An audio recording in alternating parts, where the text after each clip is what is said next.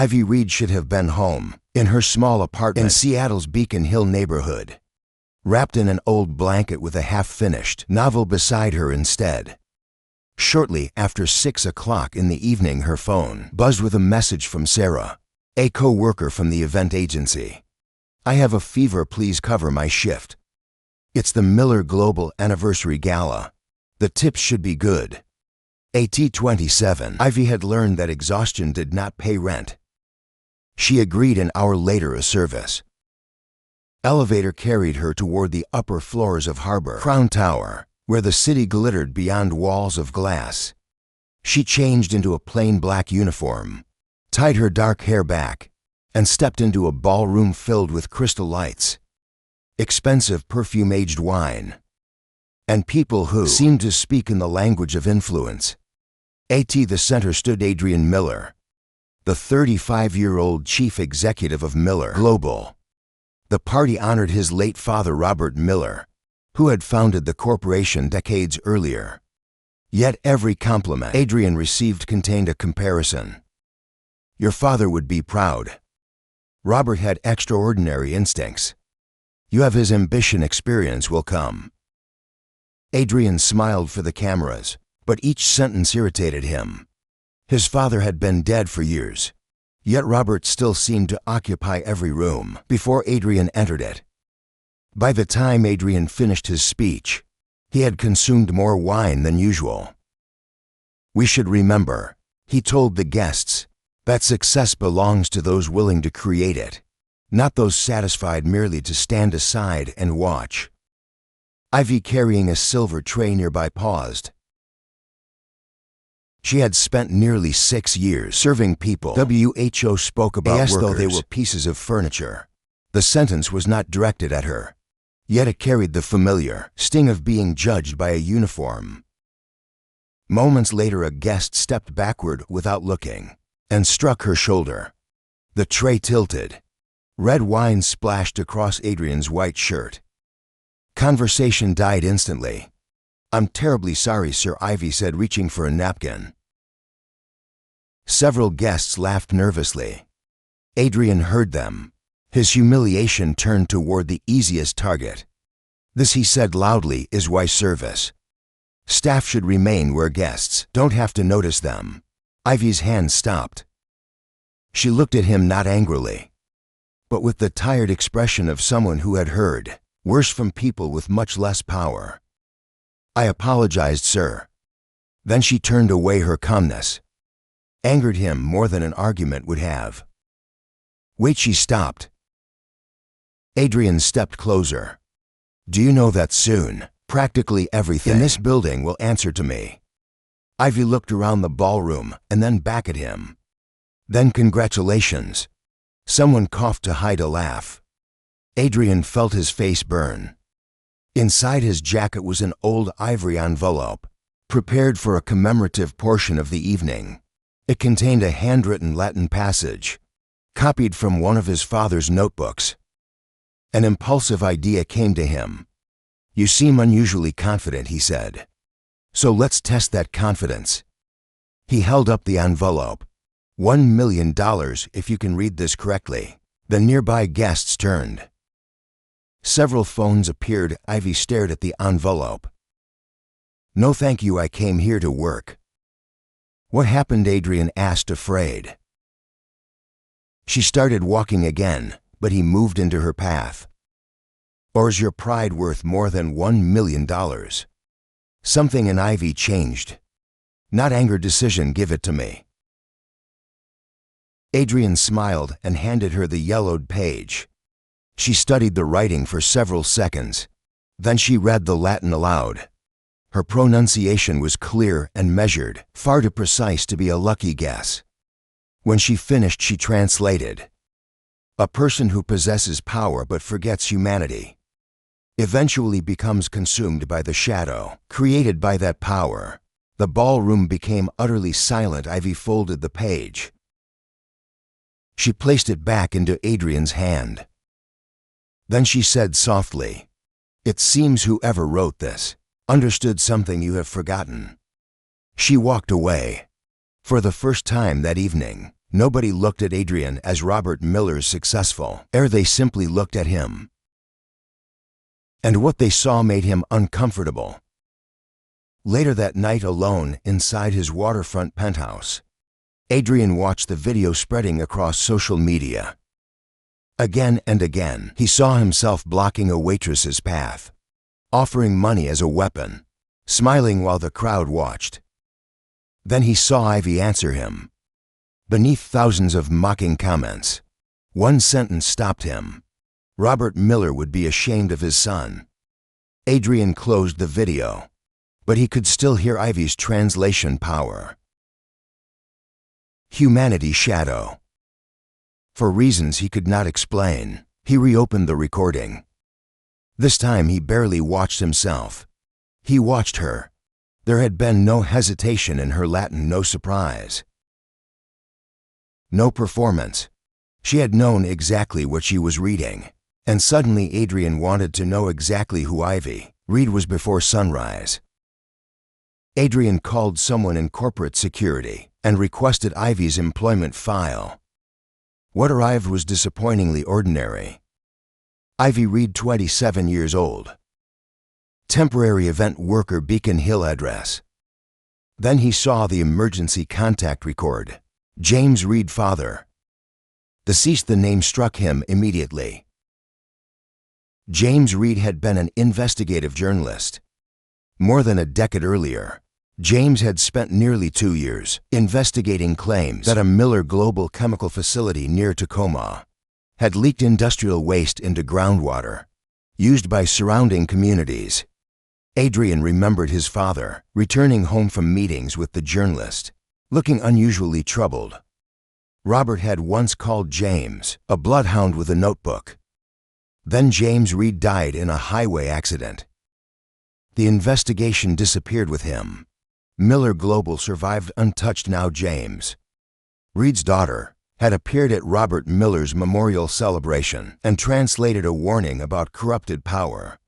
Adrian no longer believed in coincidence. That morning, Brooke Hayes, Miller Global's head of communications, hurried into his office. The video is everywhere. People are demanding you honor the promise. Adrian barely looked at her. Find everything you can about Ivy Reed and her father. Adrian, the problem right now is public relations. The problem is whatever connects her father to mine. His desk phone rang. The caller identification was blocked. Adrian answered. A rough male voice spoke. If you care about Robert's memory, stop looking into the Reed family. Who is this someone who knew your father? The line went dead. Adrian slowly lowered the phone. Across the street, far below his window, a man wearing a dark coat stood beside a parked car, apparently staring toward Harbor Crown Tower. For the first time, curiosity became unease that evening. Ivy returned from a cafe shift and found her apartment door slightly open. She entered cautiously. Drawers had been emptied, books covered the floor. Papers were scattered everywhere. Her laptop remained untouched. Her wallet was still beside the kitchen sink. Whoever had entered was not looking for money. On her desk, one object had been deliberately placed above the disorder: a photograph of her father. James Reed sat smiling behind his old newspaper desk. Near his hand was a stack of ivory envelopes. Ivy stared at them. They looked exactly like the envelope Adrian had carried at the gala. At almost the same moment, Adrian received an anonymous email. It contained an old photograph taken during the opening ceremony of the Tacoma facility. Robert Miller stood shaking hands with James Reed. They were smiling, not the tense smiles of enemies. They looked like friends. Someone had written a sentence beneath the photograph. Truth always costs more than money. Adrian enlarged the image behind. James stood, a girl of perhaps 8 years old, with 2 braids and serious eyes. Ivy. Less than an hour later, Adrian obtained her address through the staffing agency. He drove there himself. He knocked, no answer. Instead of leaving, he waited inside his expensive car, while neighbors repeatedly glanced through curtains at the stranger, who looked completely misplaced on their street.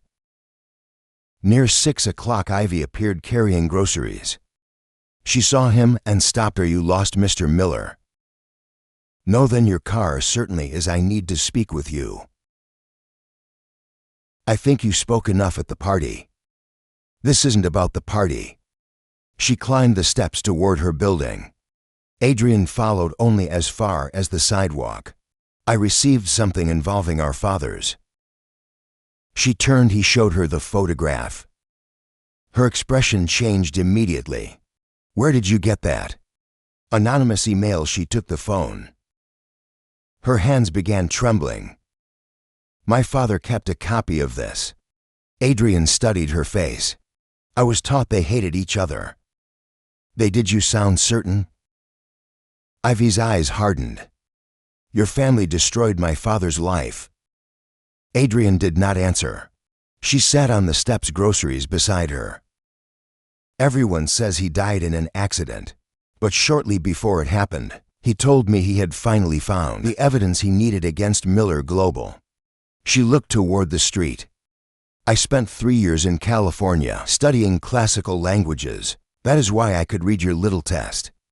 After graduate school, I came back here about 6 months ago. Since then I have worked wherever I could. While searching through everything my father left behind." "For what?" "Not money." She returned his phone. Answers. Adrian told her about the anonymous call and the man watching his office. Ivy listened cautiously.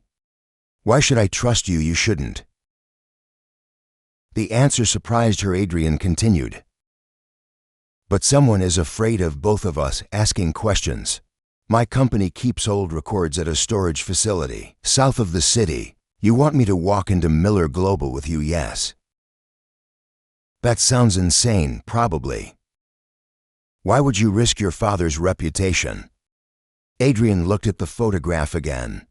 "I'm not trying to protect his reputation anymore." He raised his eyes. "I want to know who he really was."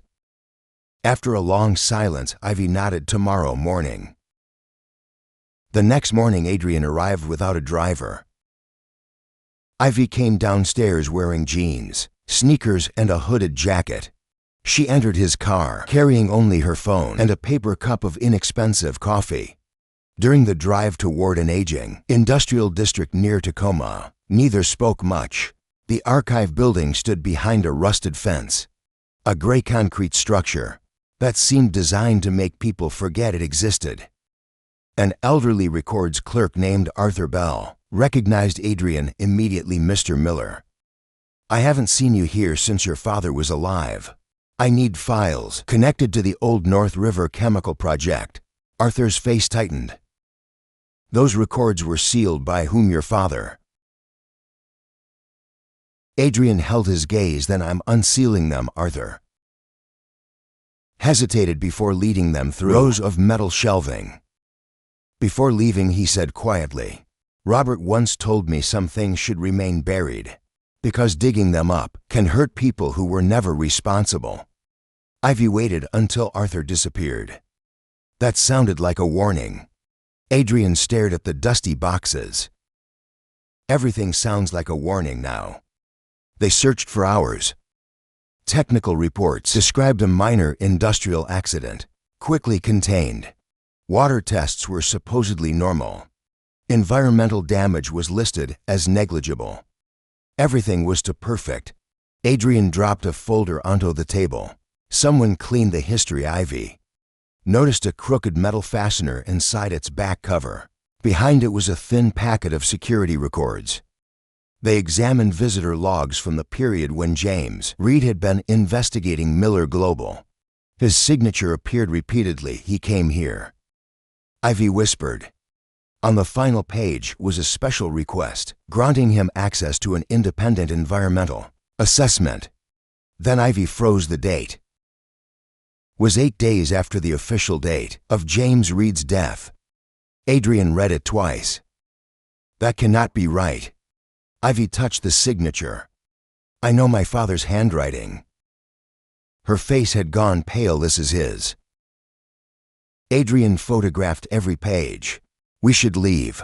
The return journey felt completely different. Until that morning, Ivy had mourned a dead man. Now she faced a possibility, almost more painful than grief. Her father might have lived. Adrian drove directly to his penthouse, where they enlarged the signature on a wall screen. Ivy compared it with old letters stored on her phone. Every angle matched if he survived. Adrian said, pacing, "Someone altered a police report, a death certificate, and probably identification records. The independent environmental assessment," Ivy said. "That is what he requested after he supposedly died." Adrian stopped. "If Miller Global commissioned it, it should appear in our accounting records, and if it doesn't, then someone ordered it privately." He began searching through names associated with his father during that period. One stood out: Dr. Jacob Sullivan, Robert Miller's longtime physician and personal friend, the same physician who later signed Robert's own death certificate. They drove to Jacob's modest home on Mercer Island. The retired doctor, now silver-haired and stooped, welcomed Adrian warmly until he heard James Reed's name. His smile disappeared. Inside his study, Adrian showed him the photograph of the archive log. Jacob sat down heavily. "I wondered whether this day would ever come." Ivy leaned forward. "My father survived the crash." Jacob looked at her for a long moment. "Yes," her breath caught. "Where is he?" "I don't know." She stood abruptly. "You expect me to believe that?" James discovered more than an environmental violation. Jacob said members of the board were hiding years of contamination and falsified safety studies. When he became close to proving it, someone authorized a plan to permanently silence him. "And my father?" Adrian asked. Jacob looked directly at him. "Robert was helping James." Adrian said nothing. "He could not defeat the board openly," Jacob continued. "So when he learned James was in danger, Robert came to me. We staged the highway accident. James disappeared before the people hunting him could reach him." Ivy's eyes filled. "My father let me believe he was dead to keep you alive." The answer hurt because she understood it. Adrian asked the question that frightened him most: who ordered the killing? Jacob shook his head. "Robert never told me the name. He said the person was inside Miller Global. Someone close enough to watch him and powerful enough to erase evidence. Anything else?" "One thing." Jacob lowered his voice. "The person's signature is on the falsified environmental report." Outside, darkness had fallen. Adrian sat behind the wheel but did not start the car. "All my life," he said, "I thought my father survived by being ruthless." Ivy stared ahead. "I spent years believing mine died because he lost." She looked at Adrian. "Maybe we misunderstood both of them." Adrian finally started the engine. "Then we find that report." Harbor Crown Tower was nearly empty when they returned. Adrian led Ivy through the executive entrance and into his office high above Seattle, most archived. Corporate documents were stored on a private server. Employees called the vault. Adrian entered his credentials and searched for the environmental assessment. Access denied. He tried again. Another message appeared. Authorization above executive level required. Ivy frowned. "You're the chief executive." Apparently somebody was hidden from the chief executive. Adrian remembered an old administrative recovery system created during his father's tenure. He used it to reach a concealed directory. A folder appeared. Phoenix Project. Inside were internal memoranda, payments routed through shell contractors, manipulated laboratory reports, and finally the independent environmental assessment. The genuine assessment showed serious contamination. The public version had been rewritten. They moved to the approval page. Signatures ran down the screen. Operations legal. Regional management, then the final authorization. Evelyn Stone. Adrian stopped breathing for a moment. Ivy looked at him. Who is she? The chairwoman of the board. His voice became quieter. My father's closest friend. Evelyn had attended Adrian's graduation. She had stood beside him at Robert's funeral. After Robert died, she had guided Adrian through board politics and told him repeatedly that he was the future his father had prepared. Now her signature appeared on document after document, connected to the cover-up. Adrian searched. Every trail returned to Evelyn. This could be forged, he said weakly. Ivy did not argue. Instead, she placed a hand on his shoulder. Keep looking. He did. The evidence became worse. Payments to private security companies. Orders to monitor James Reed. A memorandum discussing permanent containment of the journalist problem. Adrian leaned back. Evelyn was the last person who saw my father before he died. A memory returned. At the funeral, she had held his shoulder and told him to be strong. For years he had mistaken proximity for loyalty. Ivy inserted a small storage drive Adrian kept in his desk. Copy everything. As the transfer completed, the screen suddenly flashed red. Unauthorized access detected. Phoenix security protocol activated. The folder disappeared. Adrian pulled the drive free. They know. The office door clicked, locked remotely. The lights went dark except for red emergency strips along the floor. Then Evelyn's voice came through the internal speakers. Adrian. He stood motionless. I hoped you would never become curious enough to reach this room. You ordered James Reed killed. I protected a corporation employing thousands of people. You tried to murder a journalist. Do not become sentimental now. Robert made the same mistake. Ivy stepped closer to Adrian. Evelyn continued. I gave you your position. I convinced the board that Robert's son could lead. All you needed to do was enjoy what was built for you. Her voice sharpened. Instead, you allowed a temporary waitress to pull you into history that does not belong to you. Adrian looked at Ivy. Only days earlier, he would have been humiliated by that description. Now he understood what it revealed about Evelyn. People without titles were invisible to her, exactly as Ivy had been invisible to him. Security will arrive shortly, Evelyn said. Ivy will be charged with corporate intrusion. Your behavior will be presented as a breakdown caused by stress. By morning, neither of you will be considered credible. The speakers went silent. Ivy scanned the room. There has to be another exit. There isn't. Your father designed this office. Adrian looked at her. What does that matter? A man secretly fighting his own board would never build himself a room with only one door. Something stirred in Adrian's memory. Years earlier, Robert had shown him the wall of books behind the desk. Every system needs a second way out. Adrian had assumed it was business advice. Now he ran toward the shelves. 3 books suddenly made sense. A history of Rome, a collection of humanitarian essays, and a novel whose title contained the word shadow. Power Humanity. Shadow, the same ideas hidden in the Latin quotation. He pressed the books inward one after another. A section of shelving moved. Behind it waited a narrow passage and an old service elevator. Footsteps sounded outside the office. They entered the hidden corridor. The bookshelf closed behind them, just as security reached the main door. The elevator descended to a forgotten basement level. When the doors opened, 2 guards spotted them. Adrian instantly straightened. There's a security breach upstairs, he ordered. Miss Stone instructed me to move Miss Reed somewhere secure.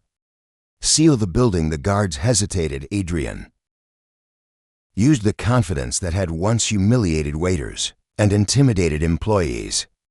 This time he used it to save someone. Now the guards obeyed. Seconds later, Adrian and Ivy were inside his car. They shot up the parking ramp and disappeared into Seattle traffic.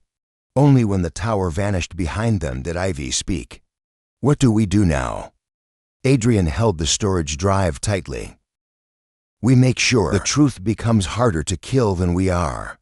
Adrian drove south to an old converted warehouse, where Kevin Shaw lived among computer parts, server racks, cold coffee, and enough monitors to illuminate the room without lamps.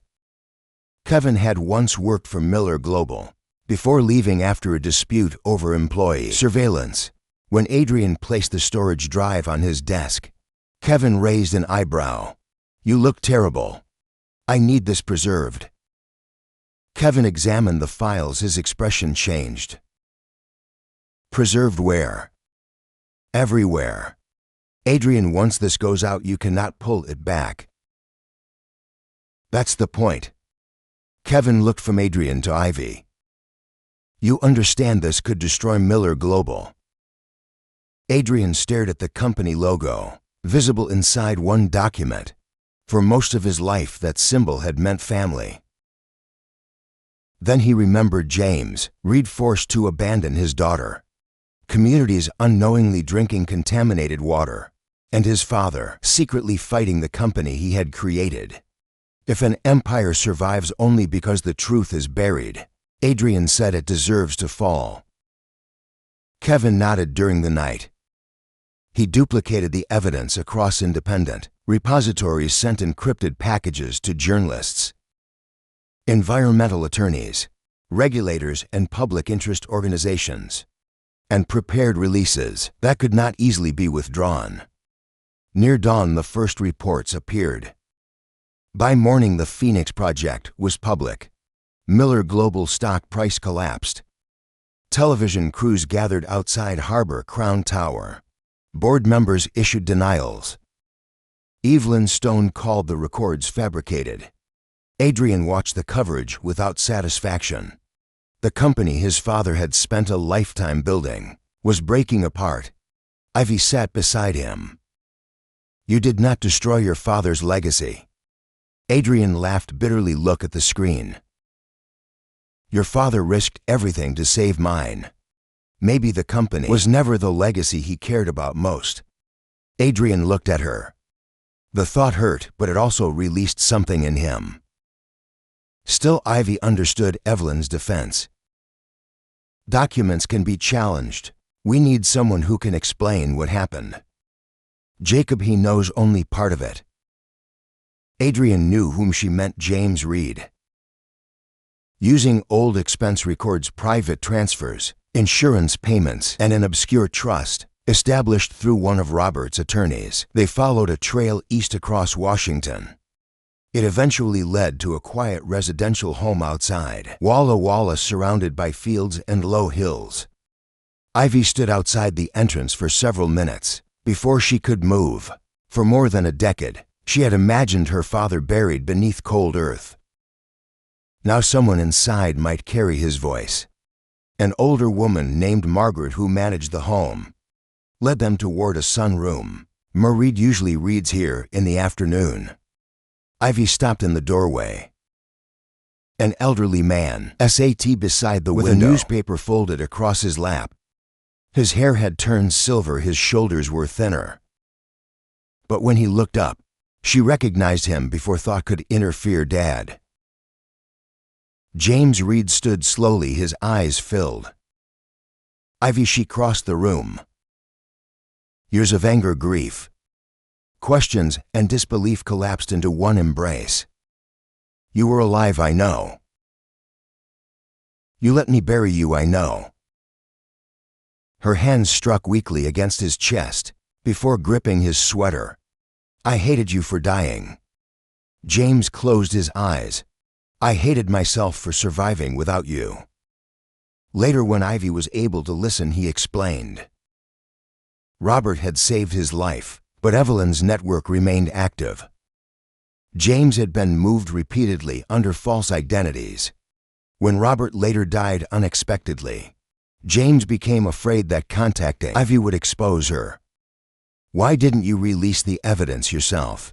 Adrian asked. James looked toward the hills. "Because I had documents but no safe chain to the public. Evelyn controlled investigators, lawyers, private security, and people inside the company. Robert intended to expose her when he had enough support from the board, but he died first." James nodded. He knew his heart was failing. He also knew Evelyn was watching him. James opened an old wooden box. Inside were ivory envelopes. "The Latin sentence came from your father," he told Adrian. Robert used it as a reminder whenever power tempted him to justify something wrong. Adrian thought about the gala, the envelope, Ivy standing beneath chandeliers while he mocked her. What he had believed was a clever weapon had actually been his father's warning, reaching him years late. James agreed to testify. Within days, federal investigators reopened the environmental case. Former employees came forward. Residents near the old Tacoma facility provided medical and property records.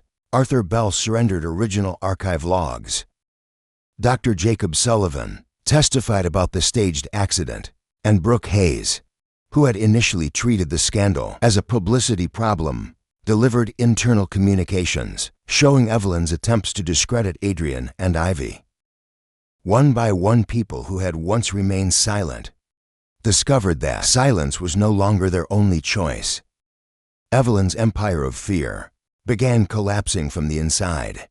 3 months later, Evelyn Stone was arrested after investigators connected her to falsified environmental reports, obstruction, illegal surveillance, and the attempted silencing of James Reed. Miller Global did not survive in its old form. Several divisions were sold. Others entered restructuring compensation. Funds were established for families affected by the contaminated water. Adrian testified publicly.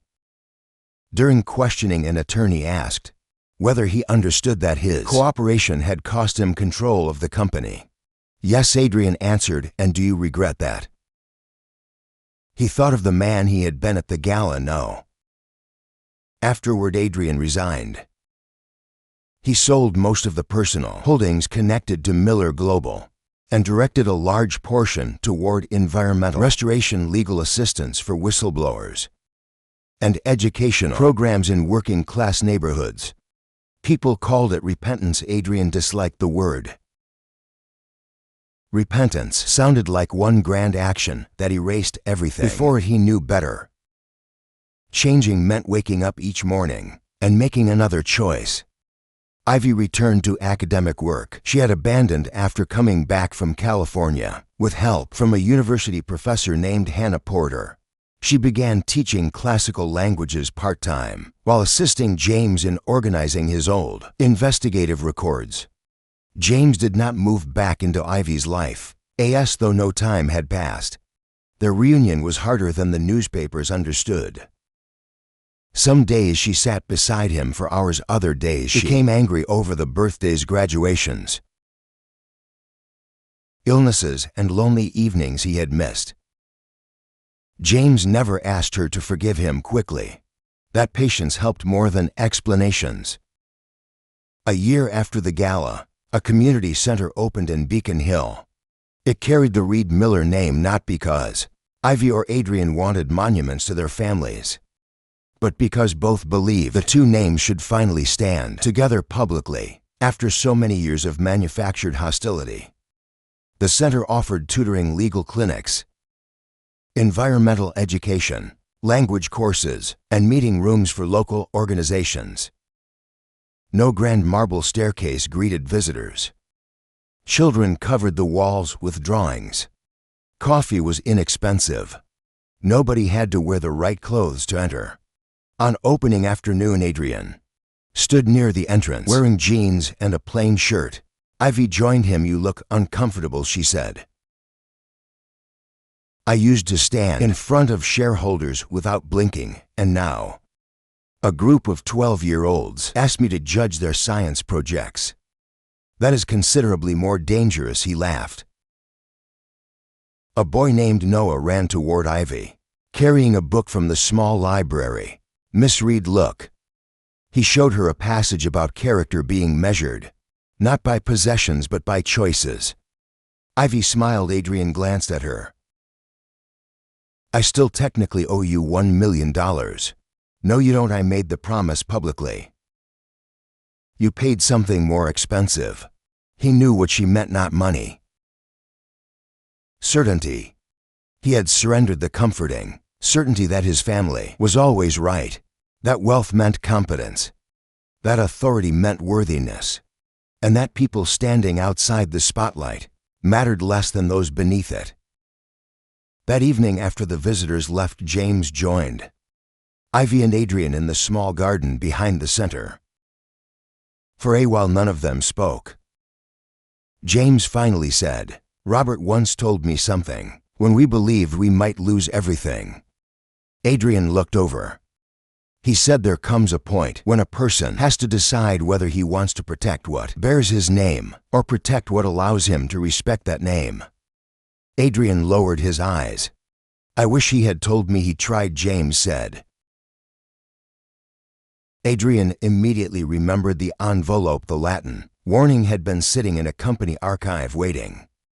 Perhaps Robert had known his son would not understand it when young. Perhaps he had simply hoped someday Adrian would. Ivy looked toward the windows of the community center, where workers were turning off the last lights. A year earlier, she had entered another bright room, carrying a tray, hoping nobody important would notice her. Now she understood that being unseen had never made her insignificant, and Adrian understood something equally difficult. Being seen by everyone had never made him important. Years later, the story people remembered was still the dramatic one. They remembered the wealthy executive who mocked a waitress. They remembered the impossible-looking letter, the challenge, the promise of $1 million, and the moment Ivy read, answered in a language almost nobody in the ballroom understood. The video continued appearing online from time to time, but Ivy rarely watched it. The part that mattered had happened after the cameras stopped. James eventually moved into a small house near the community center. He never fully recovered the years he had lost with his daughter, because lost years do not return, simply because a secret is explained. Yet he and Ivy learned to build something different from what had been taken from them. They stopped trying to recreate the past and began paying attention to the ordinary present.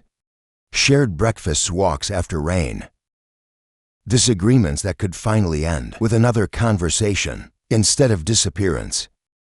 Adrian never again ran a corporation the size of Miller Global. He discovered he did not miss it as much as he expected. He served on nonprofit boards, worked with environmental accountability groups, and occasionally spoke to business students about leadership. Whenever someone introduced him as the former heir to a famous company, he corrected them gently. "I inherited a company," he would say. Leadership was something I had to learn afterward. Age softened all three of them. James walked more slowly. Adrian's hair began turning gray. Ivy eventually became the director of the center's educational programs. One autumn evening, they sat in the garden while children played beyond the fence. Ivy watched an older volunteer patiently helping a young boy repair the wheel of a small wooden cart. She thought about how strange life was. People often imagine that the greatest mistakes came from hatred, greed, or deliberate cruelty. Sometimes they did, but many mistakes began somewhere quieter. A person stopped seeing the waiter who cleared the table. A manager stopped hearing the worker who disagreed. A parent became too proud to admit fear. A successful person slowly began believing that success proved every judgment correct. Little by little, humanity became inconvenient, and power filled the space it left behind. Adrian had once believed losing wealth would be the worst thing that could happen to him. Later he understood that a person could keep every house, every title, every account, and still become terribly poor if he could no longer recognize the dignity of someone standing in front of him. Ivy had learned another lesson. Pain could become a compass, but it could also become a prison for years. Anger toward the Miller name had helped her continue searching. Yet if she had allowed that anger to decide everything, she would never have trusted Adrian long enough to uncover the truth. Forgiveness, she realized, did not require pretending harm never happened. Sometimes forgiveness simply meant refusing to let yesterday choose every relationship tomorrow. James had perhaps learned the hardest lesson. Protecting someone and loving someone were not always the same action. His disappearance had saved Ivy's life, but it had wounded her deeply. Good intentions did not cancel consequences. When people grew older, the apologies that mattered most were rarely the clever ones. They were the apologies that did not demand immediate forgiveness. And Adrian had learned that inheritance was more than property. Every generation received unfinished work from the one before it. Mistakes, fears, sacrifices, prejudices, unfinished conversations, sometimes even hidden courage. A mature life was not spent defending everything inherited. It was spent deciding what deserved to continue and what should end with us. The evening light faded. A child ran across the grass laughing. Adrian looked at Ivy. "Do you ever think about that night?" "Sometimes. If I had not spilled the wine, you didn't," he smiled. Right, if someone hadn't spilled it on me, then none of this would have happened. James shook his head. "The truth has patience. If one door stays closed, it waits beside another." Ivy looked toward the center they had built from the ruins of secrets. Once a powerful man had offered her a fortune to read a letter because he wanted to prove that she was small. In the end, the letter did not reveal her worth. It revealed his blindness, and perhaps that was why its message survived them all. Power was never measured by how many people obeyed you. It was measured by how carefully you treated the people who had no power over you. That lesson cost far more than $1 million. But unlike money, it became more valuable every time someone chose to live by it.